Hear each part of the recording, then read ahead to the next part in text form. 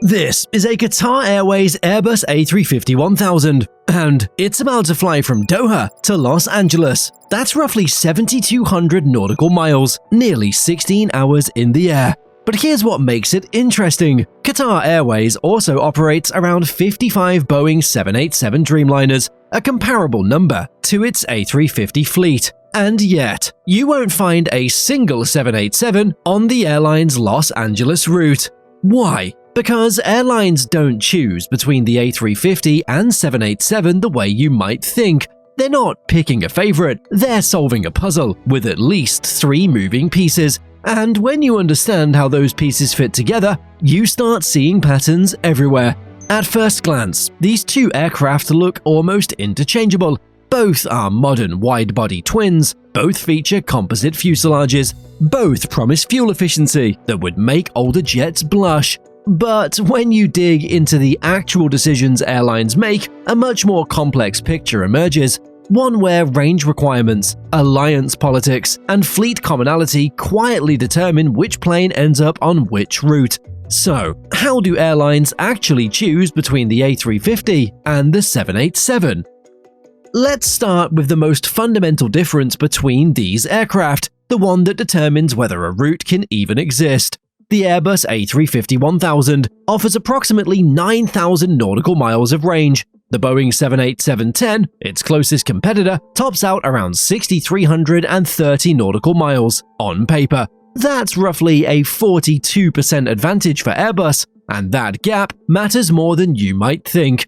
Here's why. The A350-1000's extra range unlocks a number of city pairs globally that simply cannot be served non-stop by any variant in the 787 family. These aren't minor routes, they're the frontier of commercial aviation.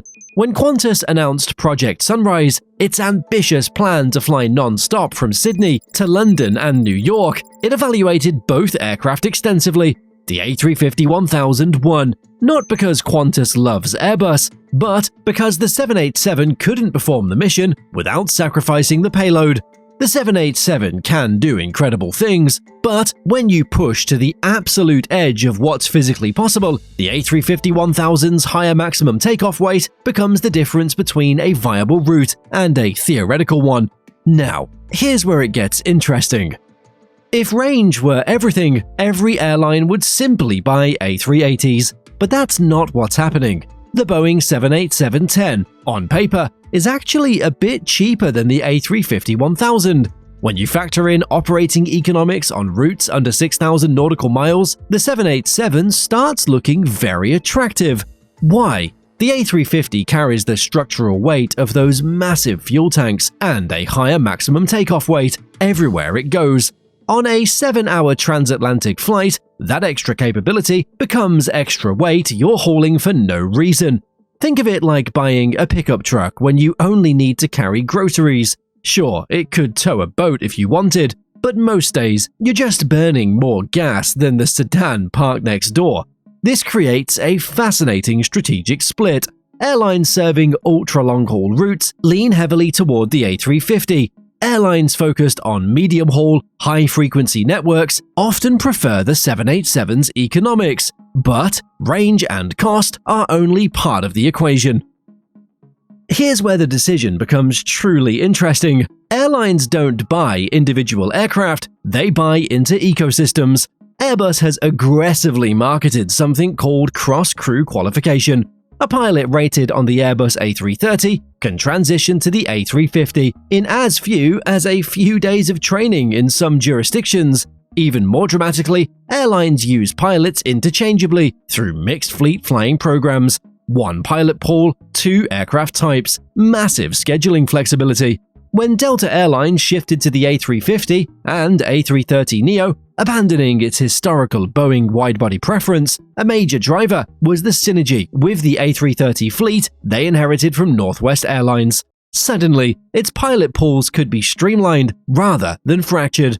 Boeing leverages similar but distinct commonality between the 777 and 787 families. So, here's the real question. If you already operate A330s, the A350 becomes the natural next step.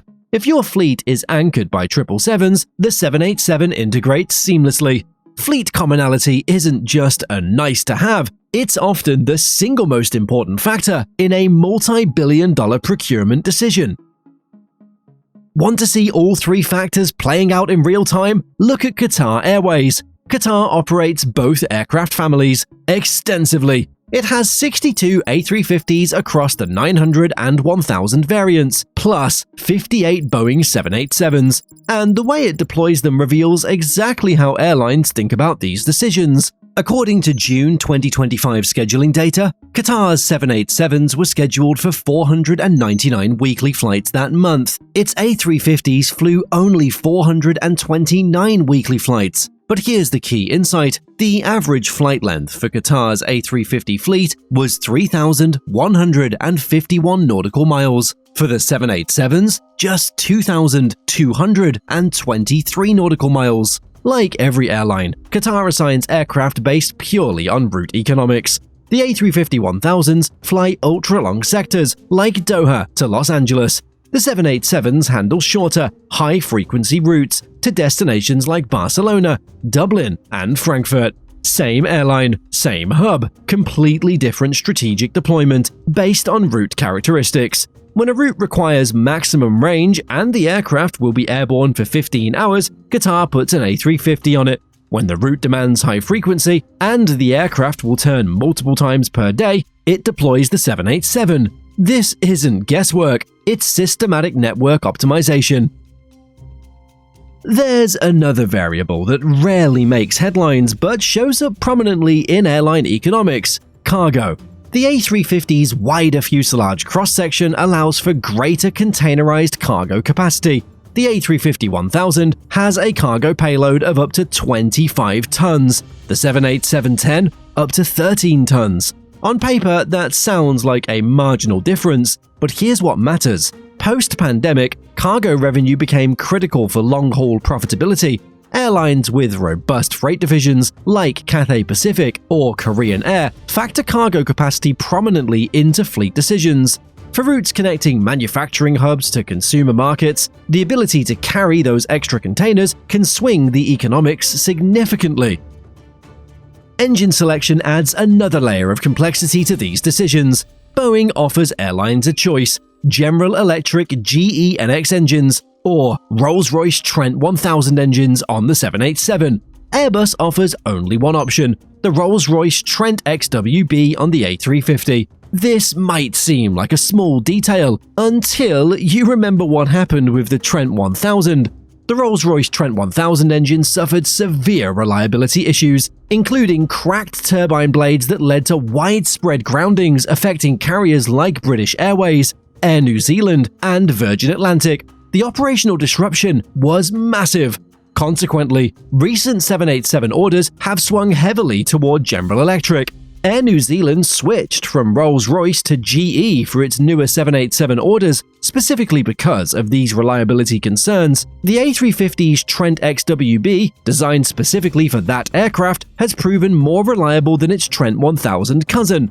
But airlines buying the A350 have no leverage. If you want the aircraft, you take the Rolls-Royce engine. Emirates, they paused A350-1000 discussions, partly due to dissatisfaction with Rolls-Royce's pricing and performance guarantees. When you're ordering dozens of aircraft worth billions of dollars, engine terms matter enormously. It still bought A350-900s powered by the same engine family, yet with less thrust. So, when you step back and look at the complete picture, aircraft selection reveals airline strategy more clearly than almost any other decision. Airlines pursuing point-to-point innovation, opening routes that never existed before, connecting smaller cities directly, often gravitate toward the 787's flexibility and economics.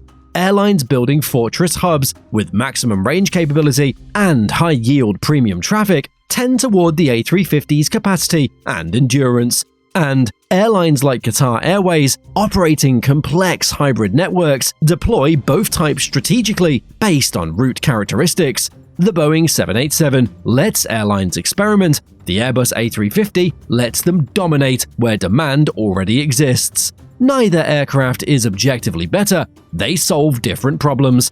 Airlines don't choose aircraft, they choose network futures. And whether that future comes from Toulouse or Seattle depends on the specific routes, relationships, and operational realities each carrier faces.